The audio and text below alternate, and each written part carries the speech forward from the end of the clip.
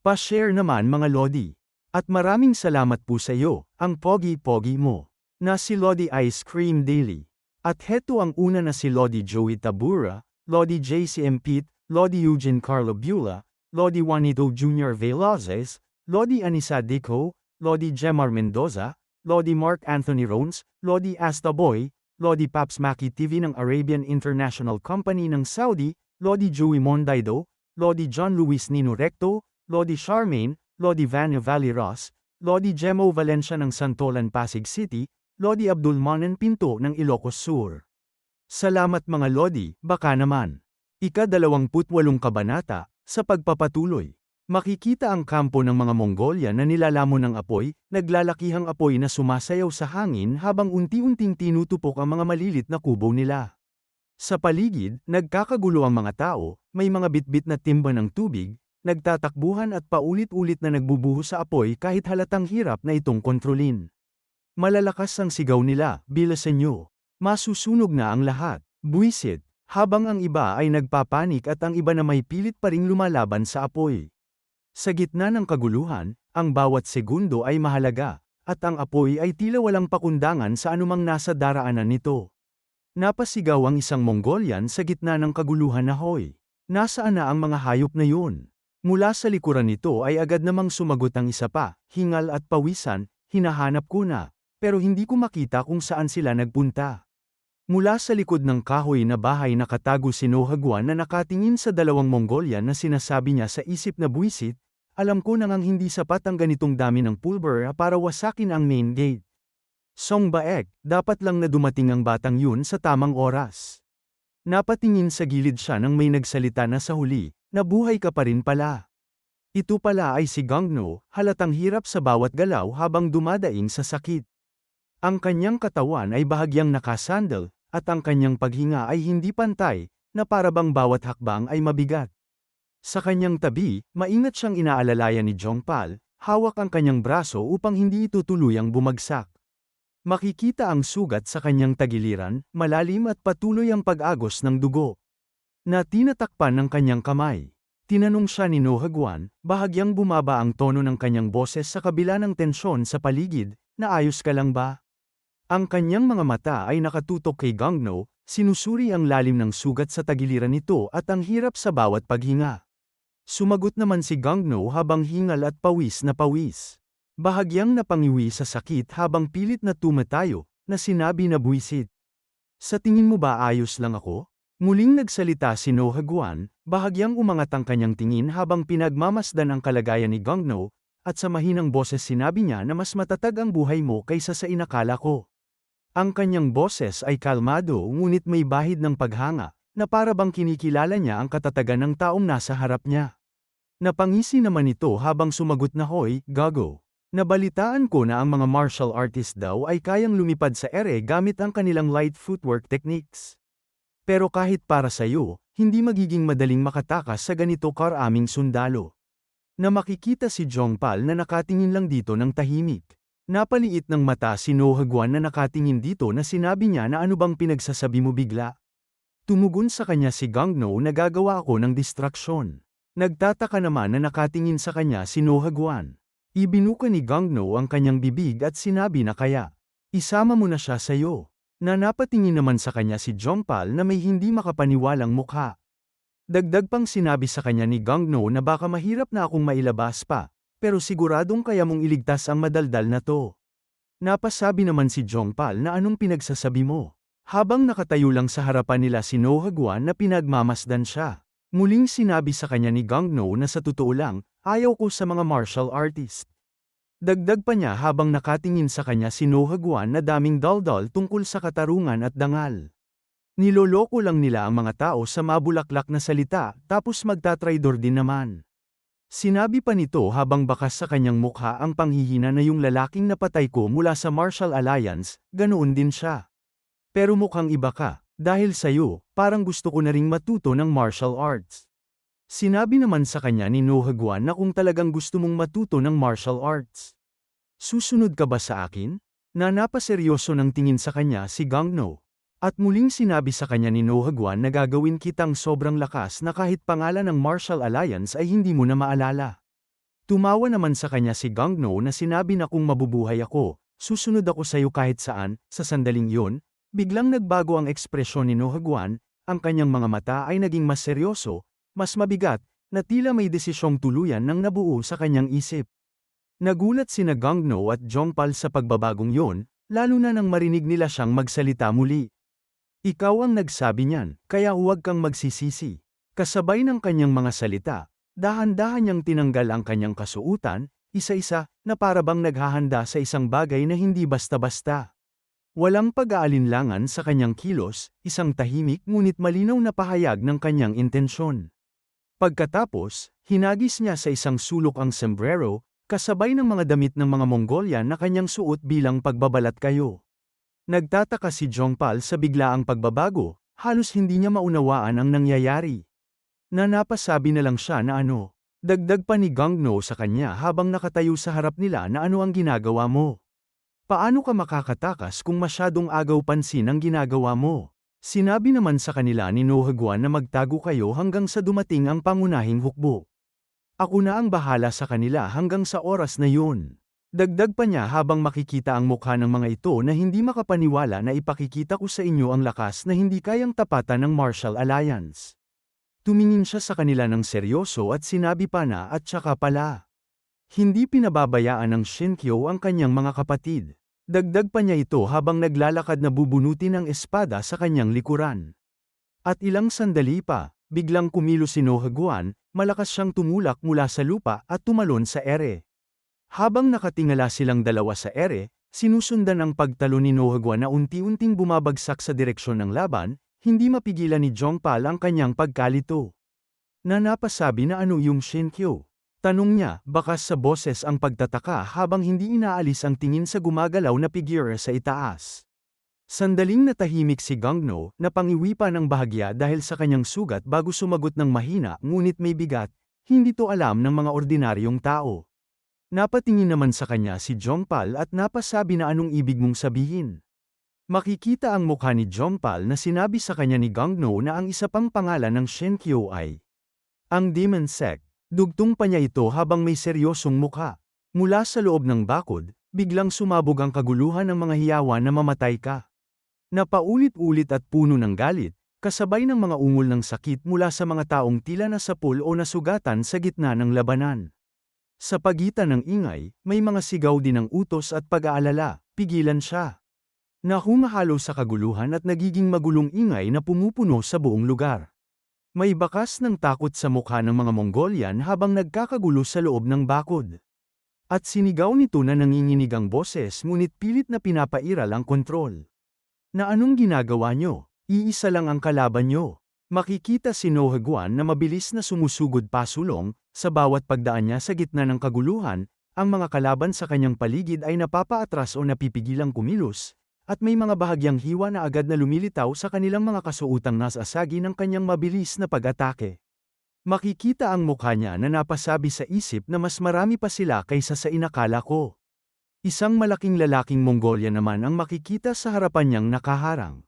Sa sandaling makalapit si Nohagwan, agad na sumugod ang malaking Mongolian at inamba ang kanyang napakalaking espada.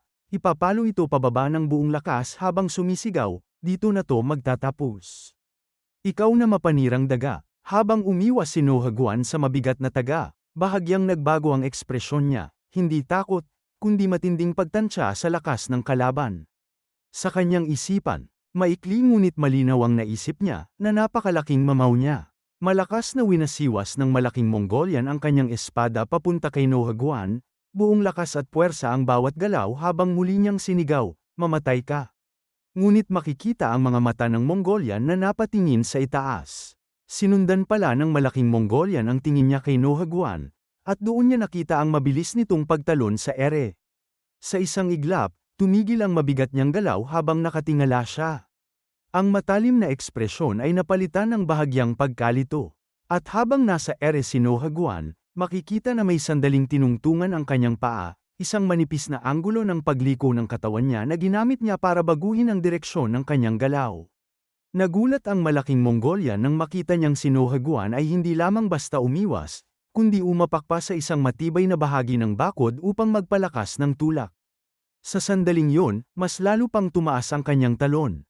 Papalayo sa saklaw ng malaking Mongolian. At mula sa kabilang bakod, agad na aatakihin niya ang dalawang ito habang sinasabi ng mga ito sa kanya na heto na siya. Pigilan niyo siya. Ngunit bago pa man makapaghanda ang kalaban, mabilis na kumilos si Nohaguan. Isang eksaktong galaw ng kanyang espada ang pinakawalan niya, napakabilis na halos hindi na masundan ng mata. Sa hangin, makikita ang isang pabilog na guhit na tila humiwa sa espasyo habang umiikot ito sa direksyon ng kanyang atake. Dumaan ito sa harap ng mga kalaban. Pagkababa ni Nohaguan sa sahig, sandaling tumahimik ang paligid matapos ang mabilis na galaw. Ang mga kalaban na tinamaan ay unti-unting bumagsak, nawala ng lakas sa gitna ng kanilang pagsugod. Makikita ang bakas ng kanyang espada na may dugo, patunay ng eksaktong pag-atake na kanyang pinakawalan. Napakagat ng mga ngipin si Nohaguan na napasabi sa kanyang sarili na buwisit, "Sumobra yata ako, kaunti na lang ang natitirang lakas ko." Dagdag pa niya na mariin na tumingin. "Sa unahan na pero kailangan ko pa ring gawin to." Dagdag pa niya habang tumayo na kailangan kong gampanan ang tungkulin ko hanggang sa dumating ang pangunahing hukbo. Makikita sa ibaba ang malaking Mongolian na nanginginig. Ang kanyang mga mata ay nananatiling nakatingala kay Nohaguan. Habang nakatingala pa rin sa kinalalagyan ni Nohaguan, mahina ngunit puno ng inis na boses ang lumabas mula sa malaking Mongolian na ano ba talagang binabalak niya. Sa antas ng galing niya, madali lang siyang makakatakas. Bakit parang nararamdaman ko na nagpapalipas lang siya ng oras? Naglalakad si Nohaguan sa itaas ng mataas na bakod, maingat ngunit walang pag-aalinlangan sa bawat hakbang. At nang makita yon ng malaking Mongolian napasabi ito sa isip na teka lang, ang direksyong yun, huwag mong sabihin. Agad na inutusan nito ang mga alagad niya at sinabi na busog. Bigyan niyo ako ng busog bilis. Tumigil sa itaas si Nohaguan habang sinisigaw pa ng kalaban na binabalak niyang wasakin ang pinto ng kuta. Nakatingin siya sa ibaba habang sinasabi sa kanyang isip na ito na ang huling natitira kong lakas. Malakas pa niyang sinigaw habang buong puwersa niyang papakawalan ang malakas na paghampas ng kanyang espada na kaya siguraduhin mong tutupad ka sa pangako mo. Bata, at isang malakas na pagsabog ang makikita sa malayo, kasabay ng pagyanig ng paligid at pagtaas ng makapal na usok na mabilis kumalat sa himpapawid. Mula naman sa matataas na bangin may sumisigaw na hawanan niyo ang daan ng mabilis. At may isa pang sumigaw na patayin siya. At mula sa pagitan ng matataas na bangin makikita ang mga naglalaban. At isang sundalo ang makikita na tinamaan ng mga palaso sa katawan, habang nagulat naman si Deputy Leader na nasa tabi lang nito. At napasabi pa ito sa kanyang isip habang nakikita niya ang kanyang kasamahan na pinapaslang na isang ambush, ibig bang sabihin nito ay nabigo ang operasyon? Napasigaw pa ito sa ating bida na leader. Kailangan na nating umatras. Sa ganitong takbo, mauubos tayong lahat. Tahimik naman na napalingon ang ating bida at nakita niya ang kanyang sundalo na tinaga sa leeg ng Mongolian. At napasabi siya sa isip na hindi naman kasing dami ng inakala ko ang mga nag-ambush. Pero kung planadong ambush to, malamang patay na rin ang mga papunta sa kuta. Habang natahimik siya malakas na sinigaw sa kanya ni Deputy Leader na leader. Magdesisyon ka na ng mabilis. Makikita ang kanyang mukha na nag-iisip. Biglang isang malakas na pagsabog ang napakinggan niya sa kanyang likuran na ikinagulat niya. Agad siyang napalingon sa kinaroroonan ng pagsabog habang sinasabi niya sa isip na sa direksyong yun ba. Napatingin din dito si Deputy Leader habang napasabi na ano to. Tahimik namang napangiti ang ating bida na napasabi pa sa kanyang isip na nagtagumpay sila. Agad na sumakay siya sa kabayo habang malakas na sinabi niya kay Deputy Leader na tipunin mo ang mga sundalo at sumunod kayo sa akin. Pabayaan niyo na ang mga nag-ambush. Agad namang tumugon ito sa kanya na masusunod po leader. Mabilis na pinatakbo ng ating bida ang kabayo patungo sa kinaroroonan ng pagsabog. At dito na po nagtatapos ang ika-28 kabanata.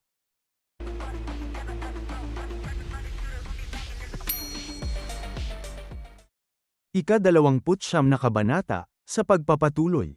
Sa gitna ng wasak na mga piraso ng kahoy, makikita si Nohaguan sa nawasak na trangkahan, nakaupo sa gitna ng guho. Habang nakaupo sa gitna ng wasak na trangkahan, nakakrus ang paa ni Nohaguan at bahagyang nakababa ang ulo halatang ubos na ang lakas matapos ang huling malakas na atake sa trangkahan. Sa kanyang isip, halos pabulong ngunit puno ng diin ang kanyang sinabi, "Ha, sumusumpa ako, hinding-hindi ko na to uulitin." At pagkatapos, tahimik siyang sumulyap sa kanyang likuran, mabagal ngunit maingat ang paglingon na para bang pinakikinggan ang bawat galaw sa paligid. Ang kanyang mga mata ay nanatiling matalim sa kabila ng pagod. Sa kanyang isipan, iisa lang ang inaasahan, ang pagdating ng ating bida, na siyang susunod na magdadala ng takbo ng lahat. At napasaabi pa siya na wala pa sila rito, mukhang nahihirapan din sila. Dahil nag-leak ang plano, malamang marami silang hinarap na ambush habang paakyat. Napangiti na lang siya habang sinasabi pa niya sa isip na sumobra ba ang tiwala ko sa lalaking yun. At ilang sandali pa makikita ang isang paa na papalapit sa kanya. Ito pala ay ang malaking lalaking Mongolian na may naiinis na sinabi sa kanya na walang dumarating na reinforcements, kaya bakit mo ba winawasak ang napakagandang pinto na yan? Buong puwersang itataga ng malaking Mongolian ang kanyang malaking espada, ang galaw ay mabigat at puno ng galit habang sumisigaw siya, "Huwag mo man lang isiping mamatay ng madali." Tahimik lamang si Nohaguan na nakaupo sa lupa, hindi man lang gumalaw habang ang malaking Mongolian ay nakaamba na ang espada para sa huling paghampas. Napatingin si Nohaguan ng tahimik habang sinasabi niya sa kanyang isip na ang mamatay sa gitna ng labanan ay isang biyaya para sa isang demonyo. Naalala niya si Rime na sinabi pa niya sa isip na nakakapanghinayang. Dapat man lang ay nagsabi muna ako ng kahit ano bago to. At pagkatapos, dahan-dahan niyang ibinaba ang kanyang ulo. Ang kanyang mga mata ay bahagyang pumikit habang ang isang mahinang ngiti ay sumilay sa kanyang labi. Sa gitna ng pagod at katahimikan, tila tinanggap na niya ang kanyang kapalaran. Ngunit sa mismong sandaling yun, biglang napamulat ang mga mata ni Nohaguan, parang may kakaibang presensya siyang naramdaman. Ang kaninang katahimikan sa kanyang loob ay napalitan ng matinding pagkamalay, ang kanyang mga mata ay muling naging matalim at alerto. Isang sibat pala ang biglang tumama sa leeg ng malaking Mongolian. Naputol ang kanyang galaw sa mismong sandali ng paghampas. Ang kanyang mukha ay napuno ng hindi makapaniwalang ekspresyon, ang galit ay napalitan ng gulat, at ang lakas na kanina'y umaapaw ay biglang nawala. Agad na itinaas ni Nohaguan ang kanyang ulo, ang kaninang pagod na anyo ay napalitan ng biglang pagkamulat. At nang itaas niya ang kanyang paningin, malinaw niyang nakita ang malaking lalaki, may nakatusok na sibat sa leeg nito, tumagos hanggang sa likuran. At ilang sandali pa, tuluyang nawala ang lakas sa katawan ng malaking Mongolian. Dahan-dahan siyang bumigay, kasunod ang mabigat na pagbagsak sa sahig na nagpaalab ng alikabok sa paligid. Dumating ang ating bida sakay ng kabayo, dahan-daang huminto sa gilid ng wasak na trangkahan habang ang alikabok ay unti-unting bumababa sa paligid. At sinabi niya na mahusay ang ginawa mo. Dagdag pa niya habang bahagyang umangat ang kanyang kabayo na napalingon naman si Nohaguan sa kanya na pasensya na kung nahuli ako. Tahimik lang na makikita na may gulat si Nohaguan habang nakatingin sa kanya. Habang makikita naman ang mga Mongolian na nakatingin sa kanya na may hindi makapaniwalang mukha na may pagtataka. At panandali ang tumahimik habang nakatingin pa din sa kanya si Nohaguan. At pagkatapos, may nababahalang mukha si Nohaguan na sinabi sa kanya na ikaw. Huwag mong sabihing nag-iisa ka lang na pumunta rito. Agad naman siyang sinagot ng ating bida na oo. Bakit? Nagulat si Nohaguan nang marinig niya yon na napasigaw na. Niloloko mo ba ako? Ano bang iniisip mo at pumunta ka rito ng mag-isa? Sinabi naman sa kanya ng ating bida habang bababa sa kabayo na kung masyado kang nag-aalala, bakit hindi ka tumayo riyan at tumulong? Napasabi naman sa kanya si Nohaguan na ano. Dahan-daang bumaba ang ating bida mula sa kabayo, maingat ang bawat galaw habang ang paa niya ay tuluyang dumampi sa lupa. Ngunit hindi nagtagal, agad siyang kumilos. Sa isang iglap, sumugod siya pasulong patungo sa natitirang mga kalaban. Mabilis at diretso ang galaw na parang hindi naapektuhan ng pagod ng paglalakbay. Dumaan ang ating bida sa mismong harapan ni Nohaguan, napakabilis ng kanyang galaw na halos hindi na nasundan ng mata. Agad na hinawakan ng bida ang kanyang sibat at inihanda ito sa isang mabilis at eksaktong galaw. At isang kalaban ang mabilis na tinamaan sa leeg. At pagkatapos noon, mabilis na sumulong ang ating bida, hindi nag-aksaya ng kahit isang sandali. Ang sibat ay hawak ng mahigpit habang dumadaan siya sa gitna ng kaguluhan. Bawat hakbang ay eksakto at diretso sa mga natitirang kalaban. At napasigaw ang mga kalaban, pigilan niyo siya. Ngunit ang mga hamarang sa kanya ay hindi na nakasabay sa bilis ng kanyang galaw. Sa isang tuloy-tuloy na puwersa, inihataw ng bida ang kanyang sibat, at ilang kalaban ang nasapul sa mismong pagharang nila, ang talam ay tumago sa isa, at sa lakas ng momentum ay umabot pa sa nasa likuran nito, dahilan upang parehong mapatigil ang kanilang pagsugod. Napaatras ang ilan habang ang iba ay natigilan sa bigla ang ginawa ng ating bida sa kanilang mga kasamahan. Malakas na hinatak ng bida ang kanyang sibat mula sa mga kalaban, isang tuloy-tuloy at eksaktong galaw na nagpaluwag sa pagkakabaon nito. Sa paglabas ng sandata, sumama ang mga bakas ng dugo, at tumayo ng tuwid ang bida, marahang inaayos ang hawak sa sibat habang pinagmamasdan ang mga kalaban sa harap niya. Makikita ang mga kalaban na bahagyang umatras, ang ilan ay nanginginig ang mga kamay habang mahigpit na humahawak sa kanilang mga sandata. Ang kanilang mga tingin ay hindi naganap na matalim gaya ng dati, may halong pag-aalinlangan at pag-iingat, na parang kinikilala nila ang bigat ng ipinakitang lakas ng ating bida. Nakatingin sa kanya si Nohagwan at sinabi niya sa isip na sa isang bira lang, dinurog niya ang morale nila. Pero gayunpaman, masyado silang marami. Ano bang plano niya? Sinabi naman ng ating bida habang nakatalikod na kung sapat na ang pahinga mo, tumayo ka na. May hindi namang makapaniwalang mukha si Nohagwan na nakatingin sa kanya. At napasabi siya sa isip habang nakatingin sa ating bida na teka, seryoso ba siyang balak niyang labanan ang lahat ng to na kaming dalawa lang? Lumingon siya ng tingin kay Nohagwan na sinabi niya na kailangan mo pa ba ng oras para magpahinga? Malakas naman itong tumawa sa kanya. At pagkatapos, hinawakan niya ng mahigpit ang kanyang espada na sinabi niya sa isip na marami na akong nakilalang baliw sa demonic sect. Tumayo siya at sinabi pa sa isip habang nagpagpag ng kanyang puwet na pero ang lalaking to.